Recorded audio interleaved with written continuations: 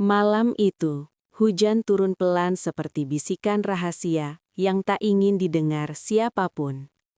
Di sebuah rumah besar yang berdiri angkuh di pinggir desa, seorang ibu muda duduk terpaku di depan jendela, menatap gelap yang terasa terlalu dekat.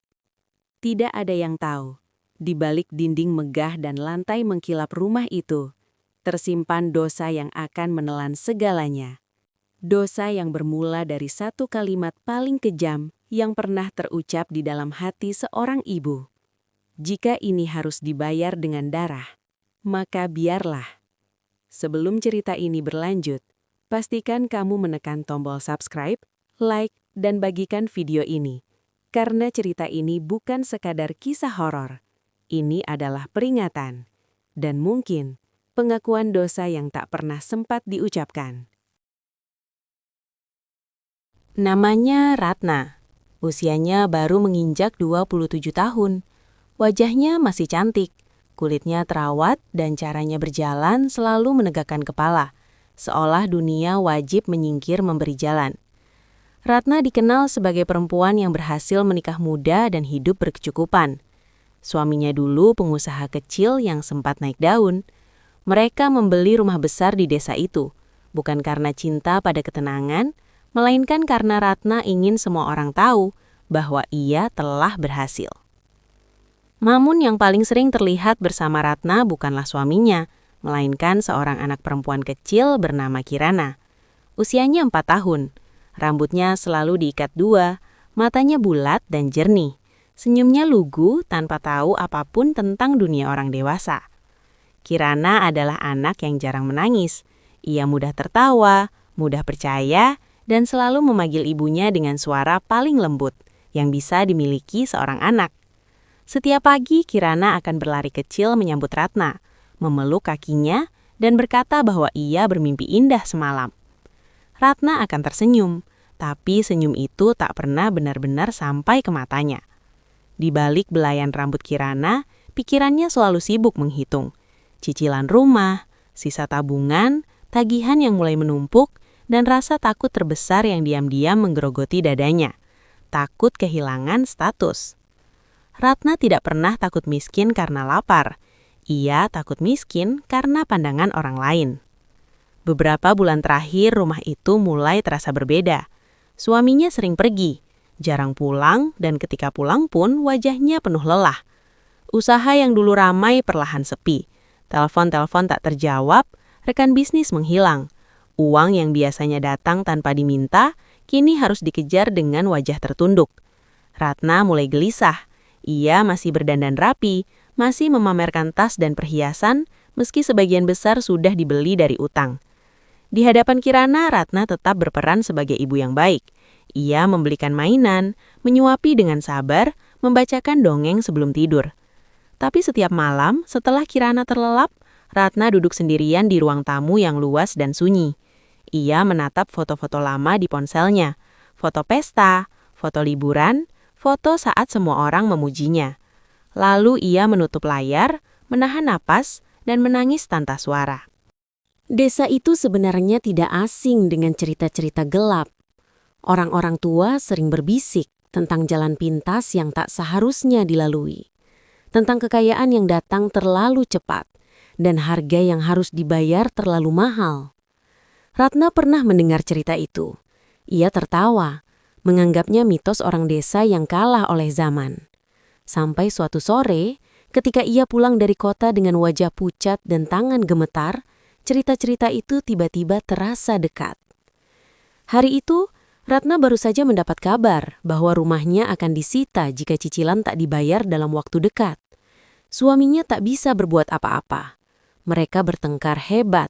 Kata-kata tajam meluncur tanpa kendali. Kirana yang mendengar dari balik pintu kamar hanya bisa memeluk bonekanya, duduk diam, tidak mengerti mengapa suara ibunya terdengar asing dan menakutkan. Malamnya, Ratna keluar rumah sendirian. Ia berjalan menyusuri jalan desa yang gelap, melewati sawah dan pepohonan yang bergoyang tertiup angin. Entah dari mana keberanian itu datang, kakinya berhenti di depan sebuah rumah tua yang hampir roboh. Rumah itu jarang dilewati orang.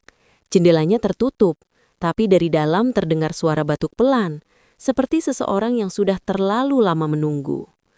Seorang lelaki tua membuka pintu. Wajahnya keriput, matanya tajam, seolah bisa membaca isi kepala Ratna. Tanpa banyak kata, Ratna duduk dan mulai berbicara. Tentang hidupnya yang hampir runtuh, tentang ketakutannya menjadi bahan gunjingan, tentang keinginannya untuk kembali berada di atas. Lelaki tua itu mendengarkan tanpa ekspresi. Hingga akhirnya ia berkata pelan, nyaris berbisik. Semua keinginan ada jalannya, tapi tidak semua orang sanggup membayar harganya.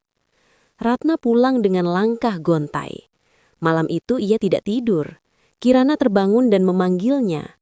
Ratna mendekap tubuh kecil itu, merasakan nafas hangat di dadanya. Untuk sesaat, hatinya bergetar. Tapi ketika pagi datang dan kenyataan kembali menampar, getaran itu perlahan menghilang. Hari-hari berikutnya, Ratna sering termenung. Ia memandangi Kirana lebih lama dari biasanya. Memperhatikan caranya tertawa, caranya tidur, caranya menggenggam jari ibunya. Di kepalanya, suara lelaki tua itu terus berulang. Tentang harga, tentang jalan pintas, tentang keberanian. Ratna mulai berubah. Ia menjadi lebih pendiam, lebih cepat marah. Kirana yang biasanya ceria mulai sering bertanya, "Ibu kenapa?" Ratna hanya mengusap kepala anaknya dan berkata ia lelah. Padahal yang sebenarnya lelah adalah nuraninya yang perlahan ia paksa diam. Suatu malam, Ratna bermimpi aneh. Ia berdiri di sebuah tempat gelap dikelilingi suara air menetes. Ada tangan-tangan yang muncul dari tanah, menunjuk ke arahnya. Di kejauhan, ia melihat Kirana berdiri sendiri, memanggilnya. Saat Ratna berlari mendekat, tanah di bawah kaki Kirana runtuh dan anak itu menghilang di telan gelap. Ratna terbangun sambil menjerit, keringat membasahi tubuhnya. Pagi itu, Ratna mengambil keputusan. Ia memandikan Kirana dengan lebih teliti dari biasanya, memakaikan baju yang paling ia suka, menyisir rambutnya dengan lembut. Kirana tertawa, mengira mereka akan pergi jalan-jalan. Ratna tersenyum, senyum yang terasa asing bahkan bagi dirinya sendiri. Tangannya sedikit gemetar saat menggenggam tangan kecil itu. Mereka keluar rumah saat matahari mulai condong ke barat. Tak ada yang curiga. Ratna bilang pada tetangga ia akan mengajak Kirana menjenguk saudara. Di dalam dadanya, jantungnya berdegup keras, seolah ingin keluar. Setiap langkah terasa berat, tapi genggaman tangannya tidak mengendur. Di benak Ratna, hanya ada satu bayangan. Hidup mewah yang kembali, pujian orang-orang, tatapan iri yang dulu membuatnya merasa hidup. Ia menutup rapat-rapat bayangan lain yang mencoba masuk. Bayangan tentang malam-malam sunyi tanpa tawa kecil, tentang panggilan ibu yang tak akan terdengar lagi. Saat senja mulai turun dan langit berubah merah, Ratna dan Kirana menghilang di balik jalan kecil menuju tempat yang tidak pernah disebutkan namanya dengan suara keras. Dan di sepanjang jalan itu, tak satu pun doa benar-benar terucap. Langkah Ratna berhenti tepat di batas hutan kecil yang jarang dilewati warga. Senja telah jatuh sempurna, menyisakan warna merah kehitaman di langit seperti darah yang mengering. Kirana menggenggam tangan ibunya erat-erat, jemarinya kecil dan hangat, sesekali mengayun seperti anak yang sedang senang berjalan-jalan. Ia tidak tahu bahwa setiap langkah yang ia ambil semakin menjauhkannya dari dunia yang ia kenal. Ratna menarik napas dalam, merasakan bau tanah basah dan daun lapuk yang menusuk hidungnya. Tempat ini sunyi, terlalu sunyi, seolah alam pun menahan napas menunggu sesuatu terjadi. Mereka berjalan menyusuri jalan setapak yang semakin sempit. Pepohonan merapat, cahaya makin redup, dan suara serangga mulai menggantikan kicau burung sore. Kirana bertanya dengan suara polos kemana mereka akan pergi. Ratna menjawab pendek, mengatakan mereka akan bertemu orang baik yang bisa membantu ibu. Setiap kata yang keluar terasa pahit, seperti duri yang tersangkut di tenggorokan. Ia memaksa dirinya untuk tidak menoleh, tidak ragu, tidak berhenti. Di ujung jalan setapak itu, berdiri sebuah bangunan tua yang nyaris menyatu dengan hutan. Dindingnya lembab, batu-batunya ditumbuhi lumut, dan pintunya setengah terbuka. Lelaki tua yang Ratna temui beberapa malam lalu sudah menunggu. Ia tidak terkejut melihat Kirana.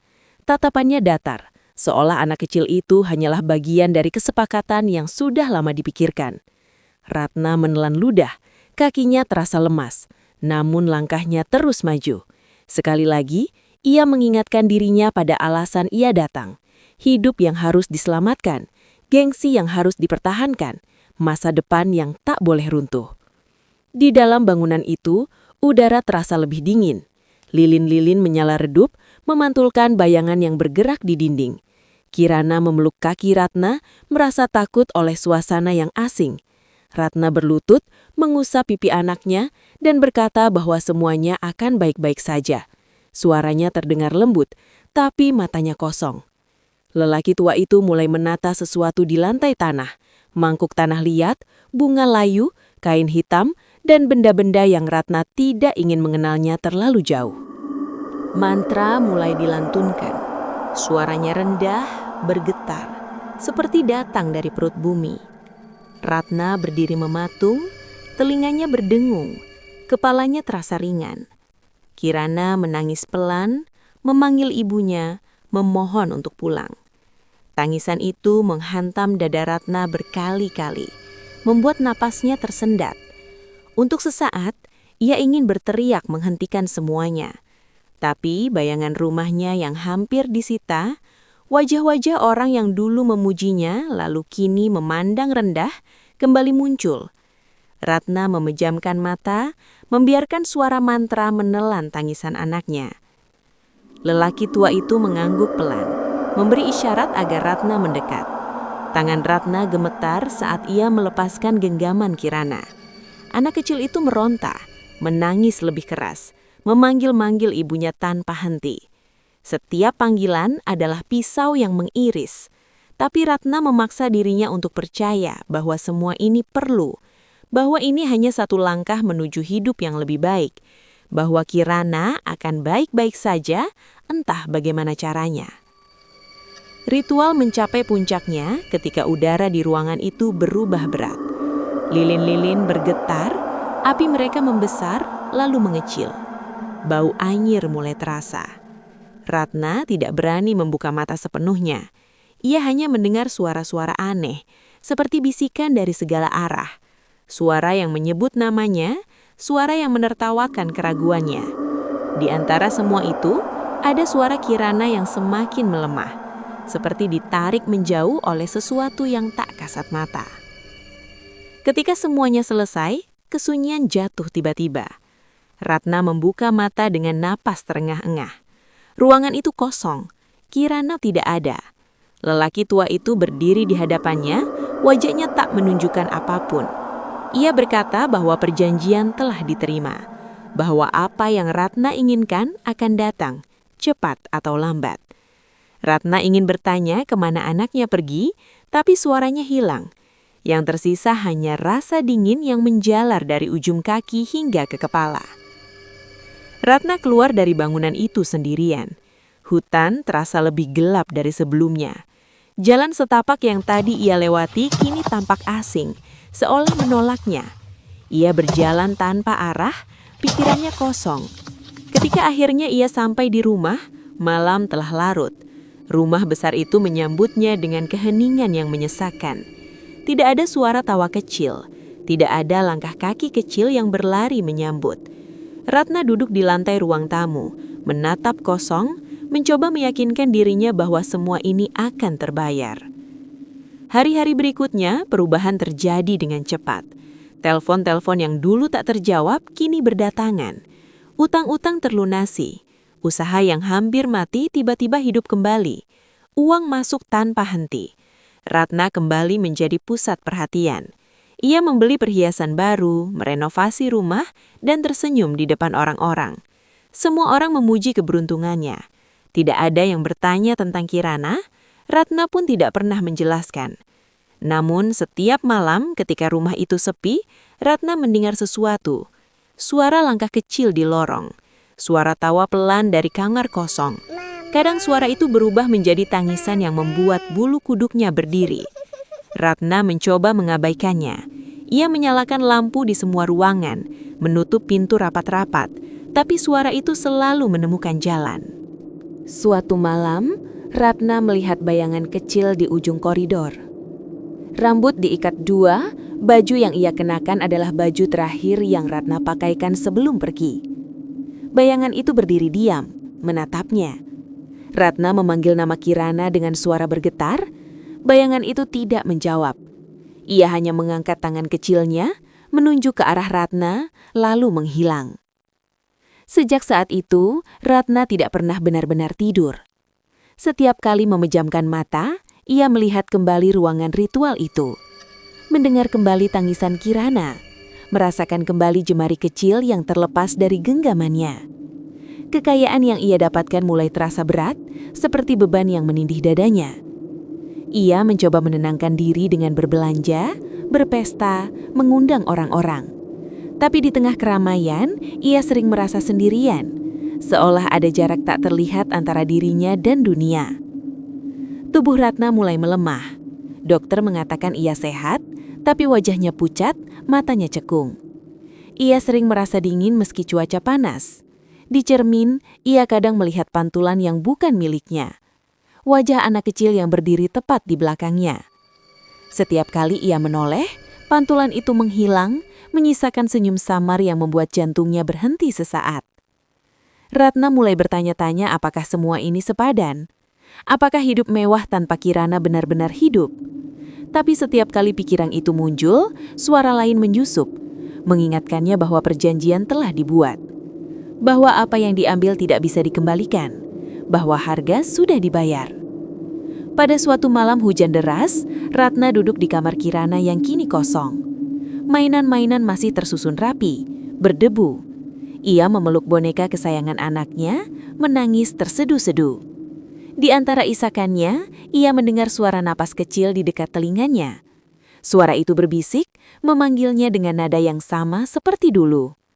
Ratna menoleh perlahan, dan di sana, di sudut kamar, ia melihat sosok kecil berdiri, basah, pucat, menatapnya dengan mata yang penuh tanya. Ratna menjerit, menjatuhkan boneka dan menutup wajahnya. Ketika ia berani membuka mata kembali, kamar itu kosong. Tapi dingin yang tertinggal terasa nyata. Ratna tahu, sejak malam itu, ia tidak pernah benar-benar sendirian lagi. Ratna mulai menyadari bahwa kekayaan yang datang terlalu cepat selalu membawa sesuatu yang ikut tinggal. Bukan sekedar bayangan, bukan hanya suara, melainkan kehadiran yang menetap dan menuntut. Setiap pagi ia bangun dengan tubuh yang terasa lebih berat dari hari sebelumnya. Cermin memantulkan wajah yang semakin asing. Mata yang redup, senyum yang kaku, dan garis-garis kelelahan yang tak bisa ditutupi riasan. Ia mencoba hidup seperti biasa, menghadiri undangan, tersenyum di depan orang-orang yang memujinya. Tapi di balik semua itu, ada satu kenyataan yang terus menekan. Ia sendirian, dan ia tahu mengapa. Suatu hari, Ratna pingsan di kamar mandi. Ketika sadar, ia berada di rumah sakit dengan bau antiseptik yang menusuk. Dokter menjelaskan dengan suara datar bahwa rahimnya mengalami kerusakan serius. Tidak ada luka luar, tidak ada penyebab medis yang jelas. Tapi satu kesimpulan diucapkan tanpa ragu. Ia tidak akan pernah bisa mengandung anak lagi. Kalimat itu jatuh seperti palu. Ratna tertawa kecil, histeris, lalu menangis tanpa suara. Di kepalanya teringang tawa kecil Kirana. Panggilan ibu yang dulu terasa biasa, kini menjadi sesuatu yang mustahil terulang. Sejak hari itu, Ratna berubah drastis. Ia mulai menghindari cermin. Ia berhenti menghadiri pesta. Rumah besar itu kembali sepi, lebih sepi dari sebelumnya. Pada malam-malam tertentu, Ratna duduk di lantai kamar Kirana, memeluk baju kecil yang sudah menguning. Ia berbicara pada udara, meminta maaf, berjanji akan melakukan apapun untuk menebus dosanya. Namun setiap kali ia mengucapkan permohonan, jawaban yang datang selalu sama, keheningan yang dingin dan menekan. Ratna mencoba mencari pertolongan. Ia mendatangi orang-orang pintar, tempat-tempat ibadah, melakukan ritual pembersihan yang katanya bisa memutus ikatan. Ia membuang sebagian besar hartanya, menyumbangkannya pada mereka yang membutuhkan, berharap beban di dadanya berkurang. Tapi setiap kali ia pulang, rumah itu tetap terasa penuh. Di lorong, langkah kecil masih terdengar. Di jendela, pantulan sosok kecil masih muncul. Seolah semua usaha itu hanyalah hiburan singkat bagi sesuatu yang tak berniat pergi. Pada suatu malam, ketika hujan turun deras seperti malam pertama semuanya bermula, Ratna kembali mendengar suara Kirana dengan jelas. Bukan bisikan, bukan tangisan samar, melainkan suara yang utuh, dekat dan penuh rindu. Ratna mengikuti suara itu menuju ruang tamu. Di sana, di bawah lampu yang berkedip, Kirana berdiri. Tubuhnya kecil, pucat, basah, seolah baru keluar dari tanah. Matanya menatap Ratna dengan ekspresi yang tidak marah, tidak menuduh, hanya sedih yang dalam. Ratna jatuh berlutut. Tangannya gemetar saat mencoba menyentuh anaknya, tapi udara di sekeliling Kirana dingin dan menolak. Kirana membuka mulutnya, suaranya pelan namun jelas. Ia berkata bahwa ia kedinginan. Ia berkata bahwa ia sendirian terlalu lama. Ia bertanya, mengapa ibu tidak menjemputnya? Setiap kata menghantam Ratna lebih keras dari teriakan manapun. Ratna berteriak meminta maaf, memohon agar semua ini berhenti, menawarkan nyawanya sendiri jika itu bisa mengembalikan anaknya. Kirana menatapnya lama, lalu menggeleng pelan. Ia berkata bahwa perjanjian tidak mengenal penyesalan, bahwa apa yang sudah diberikan tidak bisa diminta kembali, bahwa ibu telah memilih, dan pilihan itu mengikat bukan hanya tubuh, tapi juga jiwa. Setelah itu, sosok kecil itu perlahan memudar, meninggalkan dingin yang menusuk tulang dan kesunyian yang lebih kejam dari sebelumnya. Hari-hari Ratna setelah kejadian itu berubah menjadi rutinitas kosong. Ia hidup, tapi tidak benar-benar bernapas. Setiap sudut rumah mengingatkannya pada Kirana.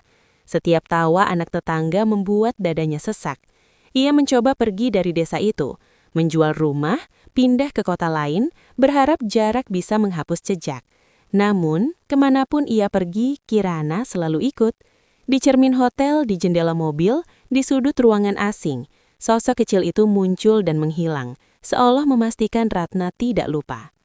Waktu berjalan, rambut Ratna memutih sebelum usianya. Tubuhnya kurus, langkahnya tertatih.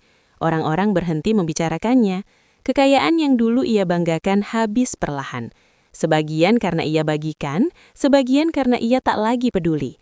Yang tersisa hanyalah rumah kecil di pinggir kota dan segenggam kenangan yang tak pernah bisa ia lepaskan. Pada suatu sore yang sunyi, Ratna duduk di kursi kayu di depan rumahnya. Ia memandang langit yang memerah, sama seperti senja terakhir ia berjalan bersama Kirana. Di pangkuannya, ia memegang boneka tua yang dulu sering dipeluk anaknya. Napasnya tersengal, tubuhnya lemah. Di sekelilingnya, udara terasa dingin meski matahari belum sepenuhnya tenggelam. Ratna merasakan kehadiran itu lagi. Kali ini berbeda, lebih tenang, lebih dekat. Ia menoleh dan melihat Kirana berdiri di sampingnya. Tidak pucat, tidak basah, sosok itu tampak seperti Kirana dalam kenangan terbaik Ratna. Tersenyum kecil, mata jernih, rambut diikat dua. Ratna tersenyum untuk pertama kalinya setelah bertahun-tahun. Ia mengulurkan tangan, dan kali ini jemari kecil itu menggenggamnya. Ratna menutup mata. Air mata mengalir bukan karena takut, melainkan karena kelegaan yang terlambat. Ia tahu ini bukan pengampunan. Ia tahu ini bukan kesempatan kedua. Ini hanyalah akhir dari perjalanan panjang penyesalan. Ketika mata Ratna terbuka kembali, kursi itu kosong. Tetangga menemukannya beberapa jam kemudian, duduk diam dengan boneka di pangkuannya, wajahnya tenang seolah tertidur. Cerita Ratna berakhir di sana, Tapi bisikannya tidak.